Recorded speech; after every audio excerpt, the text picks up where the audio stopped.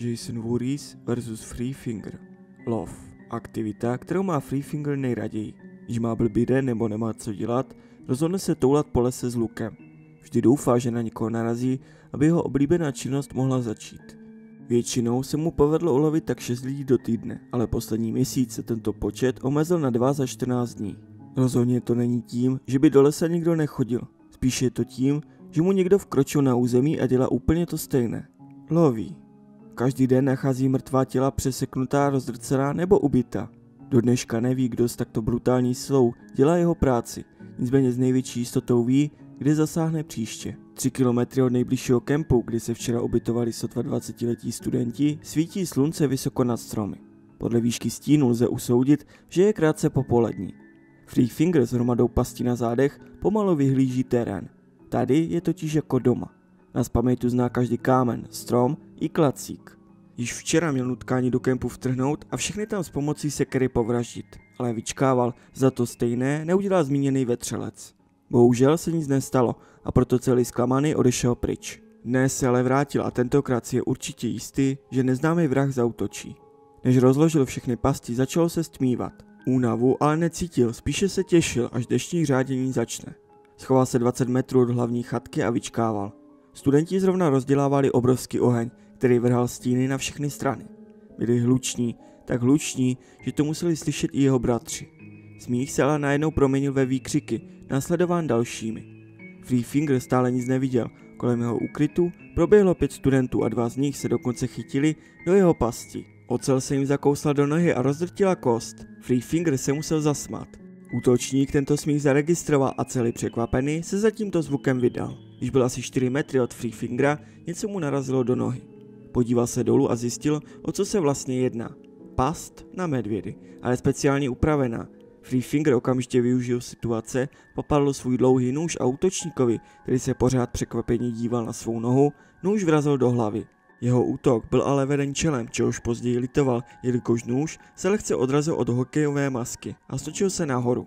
Konečně Free Finger viděl onoho vetřelce. Stál před ním muž skoro 2 metry vysoký v oblečení podobné tulákovi s hokejovou maskou na obličeji. V ruce držel mačetu s brocenou krví od studentů. Okamžitě si uvědomil, že tento protivník je určitě silnější než on.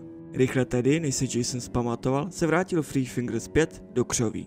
Jason první otevře pas na medvědy, přikročí ke křoví a začne do něj mačetou sekat hlava nehlava. Nějakýkoliv malý odpor ale nenarazí a tak mu dojde, že ta malá zrůda s bílými vlasy a červenou košilí utekla. Free Finger utíkal lesem a smál se přitom. Konečně se totiž našel protivník, který neumře po jednom zásahu ostatým drátem nebo zásahem sekery. Zároveň to ale nebude tak jednoduché, jelikož Jason vypadal jako někdo, kdo by ho mohl rozlousknout jako ořech, sotva by ho chytil. Vydal se proto zpět do své chaty pro další pasti a hlavně sekeru, jelikož s nožem, který před chvílí použil, by neudělal nic. Uběhlo pár hodin, ale byl hlučnější než kdy jindy. Mohli za to někteří přeživší studenti, kteří si mysleli, že se v lese schovají. Protože ale byli hluční, mohli Jason lovit poslepu.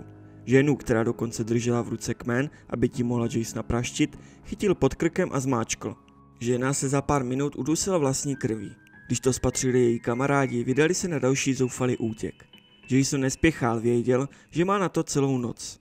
Píše byl ale opatrný, jelikož tušil, že se ta stvůra, která ho napadla, vrátí. Navíc byl v místních lesích teprve pár týdnů a moc se v nich nevyznal, což bral jako obrovskou nevýhodu. Spoléhal ale na svou nadlidskou sílu a odolnost. Jeho síla je dost velká na to, aby vyhodila Free Fingera do vzduchu a nechala ho spadnout na krk, jako to velice často dělával. Při boji zblízka má také výhodu, jelikož mu stačí Free Fingera pouze chytit. Co ale nevěděl je, jestli Free Finger necítí bolest stejně jako on. Z přemýšlení ho ale vytrhl náhlý záblesk. Nestihl ani postřehnout, o co se jedná a už měl v hrudi zabodlý šíp. Odkud ale útočník vystřelil, nedokázal určit. Vydal se proto doprava, ale po 2 krocích měl v těle i druhý šíp, a to v pravé ruce. Vydal se proto doleva, tentokrát se mu ale šíp zabodl do pravého stehna. Celý rozzuřený, že si s ním ta bělovlasá stvůra hraje, zůstal na místě a vyčkával, zdali neuslyší aspoň šelest z nějakého keře. Nic ale nezaslechl. Pouze další zvuk letícího šípu, který zasáhl jeho pravou nohu. Jasonovi nezbývalo než udělat něco, co snad nikdy v životě ještě neudělal. Ustoupil. Vrátil se stejnou cestou, jakou přišel a dával si pozor, jestli něco nezahlédne. Tento hloupý nápad ho stál další 3 šípy v zádech. Najednou Jasona něco napadne. Znova se zastaví a předstírá, že se snaží útočníka najít. Jakmile se objeví záblesk, padne Jason na zem s šípem v břiše. Mrtvý samozřejmě není, ale to stejné Three Finger vědět nemůže. Už tak byl dost překvapený, že vydržel takovou obrovskou sprchu šípu. Vynoří se proto z křoví a se smíchem zamíří k němu. Když je od Jasona vzdálený sotva 5 metrů, Jason vstane a pokusí se chytit Three Fingera.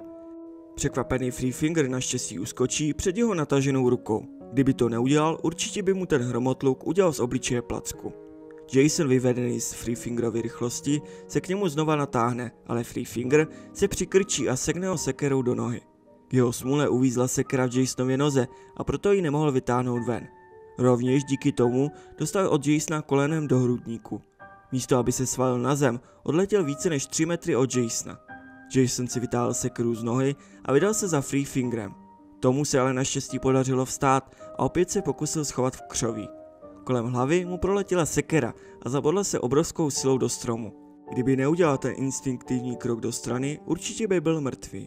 Three Finger si tak uvědomil, že se schovávat nemůže, musí proto změnit terén. Přes kopec se vydá na mítinu. Měsíc krásně ozařuje byliny a trávu, která na ní roste. Jason se rychlejším krokem na mítině objevil také.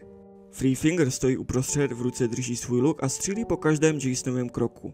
Jason, ještě víc rozzuřený tímto tvorem, si nevšimne kupky listí, která na mítině určitě nemá co dělat. Uslyší zaklapnutí pasti a pak zvuk oceli, která se mu zasekla do stejné nohy jako předtím v táboře, a upustí přitom mačetu. Three Finger neváhá, okamžitě si mačetu vezme a začne Jasona sekat do hrudi. V jedné chvíli ho za ruku chytí Jason. Ruku mu okamžitě rozdrtí. Three Finger zařve, upustí mačetu a klesne před Jasonem. Jason využije situace a pokusí se Three Fingera zabít svým silným úderem do hlavy. Uprostřed tohoto pohybu mu ale někdo ruku usekne. Krev okamžitě pokropí Three Fingera, překvapeného stejně jako teď Jasona. Oba se podívají stejným směrem. Před ním stojí Sawtooth, nejstarší bratr Three Fingera se zakrváceným sekáčkem v ruce. Jason se vzpamatuje jako první a vyrazí nohu směrem k dalšímu útočníkovi. Dozad ho ale zasáhne sekera, tentokrát od třetího bratra, One Eye. Jason neví, kam se má otočit první, bratři ale mají tuto hru nacvičenou, každý uskakuje dopředu a dozadu a pokaždé zasáhnou jinou část jeho těla. Jason si uvědomí, že je v koncích a proto, aby přežil, svalí se na zem a znova předstírá, že zemřel. Oba bratři mu na to skočí, ale Three Finger dobře ví, co tahle hora masa udělala před chvíli. Popadne proto sekeru od One Eye a sekne přímo do Jasonovy hlavy. Jason se párkrát zatřepe, až nakonec stichne. Všichni 3 se poté vydají zpět do své chaty. Three Finger naštěstí vyvázl jenom s rozdrcenou rukou, která se mu bude určitě dlouho hojit. Kdyby nebylo jeho bratrů, na mítině by leželo jeho tělo na místo Jasonova. Co ale netuší je, že druhý den na této mítině vlastně ani Jasonovo tělo již nebylo.